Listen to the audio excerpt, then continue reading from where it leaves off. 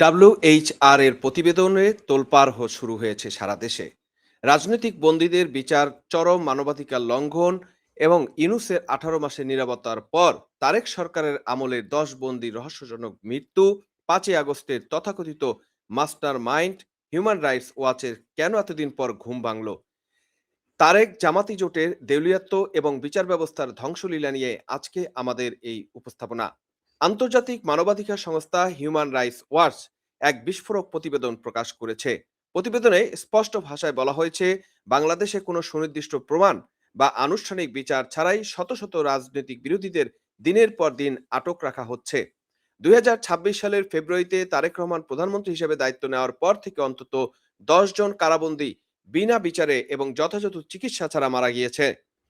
কিন্তু সচেতন নাগরিক সমাজের মনে প্রশ্ন, এতদিন এই হিউম্যান রাইটস ওয়াচের চোখ কোথায় ছিল? বাটপার ডক্টর ইউনূসের ১৮ মাস এর অরাজকতার শাসন এবার ৫ই আগস্টের তথাকথিত অভ্যুত্থানের সময় যখন আইন শৃঙ্খলাকে চুরমার করে দিয়ে রাজনৈতিক কর্মীদের উপর গণহত্যা চালানো হলো, তখন এই মানবাধিকার সংস্থাগুলো কেন গভীর ঘুমে আচ্ছন্ন ছিল? আজ যখন ক্ষমতার মসনদে তারেক জামাতি অক্ষ বসছে এবং তাদের দেউলিয়ত্ব প্রকাশ পাচ্ছে, তখন কি তাদের সেই নিরাপত্তার ধকল কাটলো? দর্শক, আজকে আমরা উন্মোচন করার চেষ্টা করব এই হিউম্যান রাইটস ওয়াচের দ্বিচারিতা এবং আজকের তাদের সেই প্রতিবেদন এবং বর্তমান শাসক গোষ্ঠীর ফ্যাসিবাদী আচরণের মূল সত্য। হিউম্যান রাইটস ওয়াচের এশিয়া বিষয়ক পরিচালক ইলেইন পিয়ারসন স্পষ্টভাবে বলছেন, বাংলাদেশের বিচার ব্যবস্থায় একটির পর একটি সরকারের অধীনে শত শত বিরোধী সদস্যকে একের পর এক প্রমাণ ছাড়া কোনো উপযুক্ত আইনি প্রক্রিয়া ছাড়া আটক রাখা হয়েছে। প্রাক বিচার আদেশের নামে জামিন পাওয়া মৌলিক অধিকার কেড়ে নেওয়া হচ্ছে। প্রতিদিন নির্দিষ্ট উদাহরণ দিয়ে তুলে ধরা হয়েছে সাবেক প্রধান বিচারপতি এবিএম খায়রুল হককে কিভাবে একের পর এক মামলায় গ্রেপ্তার দেখিয়ে উচ্চ আদালতের জামিন অকার্যকর করা হয়েছে। তিনি অসুস্থ অবস্থায় কারাগার থাকা সত্ত্বেও নতুন নতুন হত্যা মামলায় তাকে জড়ানো হয়েছে। একইভাবে সাবেক উপদেষ্টা তৌফিক ইলাহি চৌধুরী এবং সাবেক সংসদ সদস্য কামাল আহমেদ মজুমদারকে আন্তর্জাতিক অপরাধ ট্রাইব্যুনালের মাধ্যমে সুনির্দিষ্ট অভিযোগ ছাড়াই ২২ মাস ধরে আটক রাখা হয়েছে।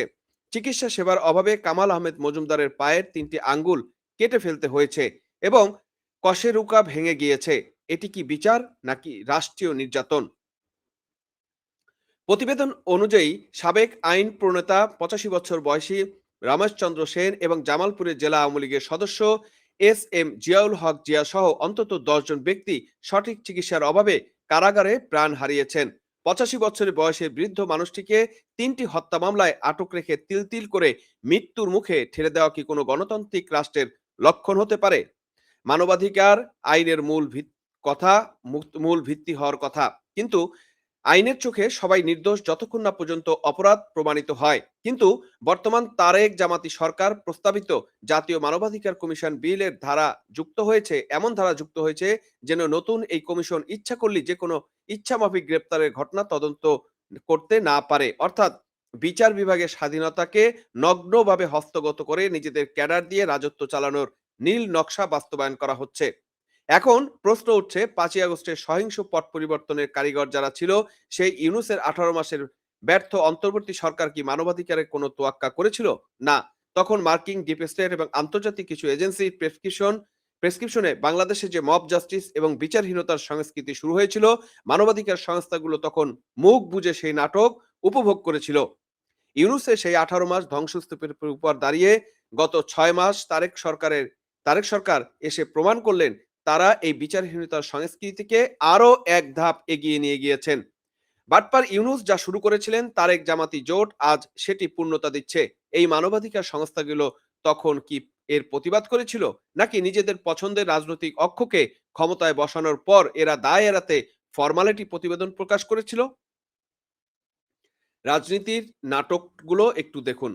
যারা প্রতিদিন টিভিতে উঠে আইনের শাসন আর গণতন্ত্রের পুনর্জন্মের গল্প শোনায়, সেই বিএনপি সরকার প্রধান তারেক রহমান এবং তাদের জামাত এনসিপি জোট আজ আন্তর্জাতিক অঙ্গনে মানবাধিকার লঙ্ঘনের অভিযোগে কাঠগড়ায়। যে সরকার বয়োবৃদ্ধ এবং শারীরিক প্রতিবন্ধী ব্যক্তিদের জামিন দেয় না এবং যাদের কারাগারে কোনো চিকিৎসা নেই, তারা নাকি দেশে সুশাসন আনবে, এটা শুনলে কিন্তু পাগলও হাসবে। হাইকোর্টে জামিন দিলেও নিচের আদালত বা পুলিশ গিয়ে ১ ডজন নতুন ভুতুড়ে মামলা ঠুকে দেয়। এটি তো আইন নয়, এটি হলো টর্চার ডিপ্লোমেসি। আর টর্চার ডিপ্লোমেসির মতো টর্চলাইট বিচার ব্যবস্থা। দর্শক, আপনারা বুঝছেন, মানে টর্চ লাইট দিয়ে যেরকম ডিপ্লোমেসি করে সেরকম একটা টর্চ লাইট বিচার ব্যবস্থা এরকম। একদিকে হাইকোর্ট মামলার জামিন দিচ্ছে আর অন্যদিকে নিম্ন আদালত বা পুলিশ এসে আরো ৫টা ১০টা বা ১২টা মামলা দিয়ে দিচ্ছে। প্রভুদের সন্তুষ্ট করার জন্য সব রকম তোষামত করা হচ্ছে কিন্তু দেশের ভেতরে বিচার ব্যবস্থাকে এক তামাশায় রূপান্তর করা হয়েছে। দর্শক, এই হিউম্যান রাইটস ওয়াচের এই প্রতিবেদন আজকে স্পষ্টভাবে যে কথাগুলো আমরা গত ২ বছরের উপরে ধরে বলে আসছি, বাটপার ইউনূস থেকে তারেক রহমানের সরকার পর্যন্ত, সে কথাগুলো কিন্তু এখানে উঠে এসেছে। এই হিউম্যান রাইটস এর রিপোর্টের উপরে যে রিপোর্টটা আছে, আরেকটা নিউজ আছে, সেটা একটু আপনাদের দেখিয়ে দেই। মুক্তিবার্তা ৭১ লিখছে, সেটাকে তুলে ধরা নিয়ে আসছে ফলাও করে যে আটকাদেশ এবং বিচারহীনতা হিউম্যান রাইটস ওয়াচের কড়া বার্তা, মানে এতদিন পরে তারা কড়া বার্তা দিয়েছে। বাংলাদেশে অনির্দিষ্টকালের প্রাক বিচার, আটকাদেশ বন্ধ এবং কারাগারে থাকা বন্দীদের স্বাস্থ্য সুরক্ষার জোর তাগিদ আন্তর্জাতিক মানবাধিকার সংস্থা HWR এর। বাংলাদেশের রাজনৈতিক বিরোধীদের দীর্ঘমেয়াদী এবং জামিনহীন এক প্রাক বিচার আটকাদেশ নিয়ে গভীর উদ্বেগ প্রকাশ করেছে আন্তর্জাতিক মানবাধিকার সংস্থা হিউম্যান রাইটস ওয়াচ। সংস্থাটি বাংলাদেশ সরকারের প্রতি আহ্বান জানিয়ে বলেছে, সুনির্দিষ্ট কোনো আনুষ্ঠানিক অভিযোগ ছাড়া রাজনৈতিক ব্যক্তিদের অনির্দিষ্টকাল বন্দী রাখা অবিলম্বে বন্ধ করা উচিত। যে কথাগুলো ২ বছরের উপরে বলে আসছি নড়েছে। সংস্থাটির মতে, রাজনৈতিক প্রতিপক্ষকে বছরের পর বছর কারা অন্তরালে আটকে রাখা আন্তর্জাতিক মানবাধিকারের নীতি এবং নির্দোষতার পূর্বানুমানের চরম পরিপন্থী। লন্ডন ভিত্তিক এই মানবাধিকার সংগঠনটি সরকারের প্রতি দ্রুত কার্যকর এবং দৃশ্যমান পদক্ষেপ নেওয়ার তাগিদ দিয়েছে। কারাগারে মৃত্যু এবং চরম স্বাস্থ্য ঝুঁকি নিয়ে বৈশ্বিক উদ্বেগ। আন্তর্জাতিক পর্যালোচনা জানিয়েছেন, ২০২৪ সালের ক্ষমতা পরিবর্তনের পর থেকে হাজার হাজার নেতাকর্মীকে আটক করা হয়েছে। অভিযোগ গঠন ছাড়াই শত শত মানুষকে বন্দী রাখা হয়েছে, এদের মধ্যে অনেক প্রবীণ এবং শারীরিকভাবে অসুস্থ। প্রতিবেদনে উল্লেখ করা হয়, ২০২৬ সালের ফেব্রুয়ারি মাসে তারেক রহমানের নেতৃত্বাধীন সরকার দায়িত্ব নেওয়ার পর অন্তত ১০ জন রাজনীতিবিদদের কারাগারে মৃত্যু হয়েছে। তাদের মৌলিক চিকিৎসা নিশ্চিত না করা এবং জামিনের অধিকার স্থগিত রাখায় সংস্থাটি চরম অসন্তোষ প্রকাশ করেছেন। বিচার বিভাগের অসঙ্গতি, বারবার নতুন মামলার চক্রান্ত, মামলার কার্যধারা জামিন মঞ্জুরের পর আবার নতুন মামলায় গ্রেপ্তার দেখানোর চক্রকে আইনি জটিলতার ফাঁদ বলে আখ্যা দিয়েছে WHR। সাবেক প্রধান বিচারপতি ABM খায়রুল হকের ঘটনা উল্লেখ করে সংস্থাটি জানায়, উচ্চ আদালত জামিন দেওয়ার পরপরই বারবার নতুন নতুন মামলা যুক্ত করা হয়েছে। আইনজীবীরা জানান, জামিন মিললেই পুলিশ আরেকটি মামলা তৈরি করায় বর্তমানে তারা জামিনের আবেদন করতেই সংশয়ে পড়েছেন। বারবার জামিন বাতিল, নিম্ন আদালতগুলো নিয়মিত জামিন নামঞ্জুর করছে। পুনঃ মামলার পুনরাবৃত্তি, উচ্চ আদালতের জামিন কার্যকর হওয়ার আগেই নতুন মামলা যুক্ত হচ্ছে। অভিযোগহীন কারাবাস, আন্তর্জাতিক অপরাধ ট্রাইব্যুনালকে দীর্ঘদিন ধরে অভিযোগ গঠন ব্যতি রেখে বন্দী রাখার অভিযোগ পাওয়া গিয়েছে। আন্তর্জাতিক বিচারিক মানদণ্ড এবং জাতীয় মানবাধিকার কমিশন বিল, মানবাধিকার সংস্থাটি সরকারের প্রস্তাবিত নতুন জাতীয় কমিশনের বিলের নির্দিষ্ট কাঠামোর সমালোচনা করেছে। সংস্থাটির মতে, এই আইন বর্তমানে খসড়া অনুযায়ী পাশ হলে সংস্থাটি ইচ্ছামাফিক গ্রেপ্তারের ঘটনাগুলো সঠিকভাবে তদন্তের ক্ষমতা হারিয়ে ফেলবে। দর্শক, এখানে তারা বিশেষ করে তৌফিক এলাহি চৌধুরী, কামাল মজুমদার এবং রমেশ চন্দ্র মজুমদার, এই মামলাগুলো কিন্তু এই তাদের যে কারাগারের ভিতরে যে তাদের উপরে নির্যাতন, সেই নির্যাতনের কিছু চিত্র কিন্তু এখানে তুলে ধরা হয়েছে। এভাবে আজকে এতদিন পরে WHR তাদের ঘুম ভেঙে কিছুটা টনক নড়ে এই কথাগুলো বলছে, যেটা গত ২ বছরের উপরে ধরে, মানে ৫ই আগস্ট ২০২৪ থেকে ২৪ এর পর থেকে কিন্তু এই কথাগুলো, এই মানবাধিকার লঙ্ঘনের কথাগুলো, এই সন্ত্রাসবাদের কথাগুলো কিন্তু এবং রাষ্ট্রীয় পৃষ্ঠপোষকতায় মানুষ হত্যার বিষয়গুলো কিন্তু আমরা বলে আসছি। কিন্তু এতদিন তাদের টনক নড়েনি, এখন নড়েছে। প্রিয় দর্শক, হিউম্যান রাইটস ওয়াচের এই প্রতিবেদন আমাদের দেশের নগ্ন সত্যকে বিশ্ব দরবারে তুলে ধরেছে। এটি প্রমাণ করে যে সাম্রাজ্যবাদী চক্রান্ত বা কোনো উগ্রপন্থী জোটের মাধ্যমে কোনো দেশে আইনের শাসন প্রতিষ্ঠিত হতে পারে না। আজ যদি প্রাক বিচার আটকাদেশের নামে এবং কোনো প্রমাণ ছাড়াই বৃদ্ধ রাজনৈতিক বিরোধীদেরকে কারাগারে মৃত্যুর মুখে ঠেলে দেওয়া হয়, তবে আগামীতে এই কালো থাবা সাধারণ মানুষের দরজায়ও পৌঁছাবে। বাটপার ইউনূসের ১৮ মাসের স্থবিরতা, তারেক সরকারের ৬ মাসের দেউলিয়াত্ব আজ স্পষ্ট।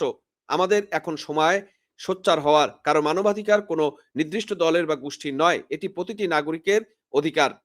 দর্শক, আপনার কি মনে হয়, WHR এর এই রিপোর্ট কি তারক জামাতি সরকারের নগ্ন বিচারহীনতার আসল মুখ উন্মোচন করে দিয়েছে? এবং বাটপার ইউনূসের আমল থেকে আন্তর্জাতিক সংস্থাগুলোর এই নীরবতা কি দুঃখজনক ছিল না? কমেন্ট বক্সে অবশ্যই আপনাদের তীব্র ক্ষোভ প্রকাশ করুন এবং আপনাদের মতামতগুলো তুলে ধরুন। ভিডিওটি শেয়ার করে সত্যকে ছড়িয়ে দিন। আমাদের চ্যানেলটি সাবস্ক্রাইব করে এই ধরনের সাহসী রাজনৈতিক বিশ্লেষণের সাথে থাকুন। দেখা হবে পরবর্তী ভিডিওতে। বিদায় নিচ্ছি। তবে বিদায়ের আগে মানবাধিকার সংস্থা যে প্রতিবেদন দিয়েছে, যে রিপোর্ট দিয়েছে সেই আলোকেই আবারও বলতে চাই যে সতর্কতা আপনাদেরকে আমি দিয়ে আসছি যে আপনার ঘরে যদি শিশু সন্তান থাকে, আপনার ঘরে যদি টিনেজার ছেলেমেয়ে থাকে এবং মুরুব্বি থাকে তাদেরকে এই বিএনপি, জামাত, এনসিপি জঙ্গিদের হাত থেকে নিরাপদে রাখুন এবং সাবধানে রাখুন। কারণ এই WHO এর রিপোর্টেই এখন আপনারা বুঝতে পারছেন আমাদের দেশটা কত ভয়ংকর খারাপ দিকে যাচ্ছে এবং কিভাবে মানুষকে হত্যা করা হচ্ছে। ধন্যবাদ সবাইকে সাথে থাকার জন্য।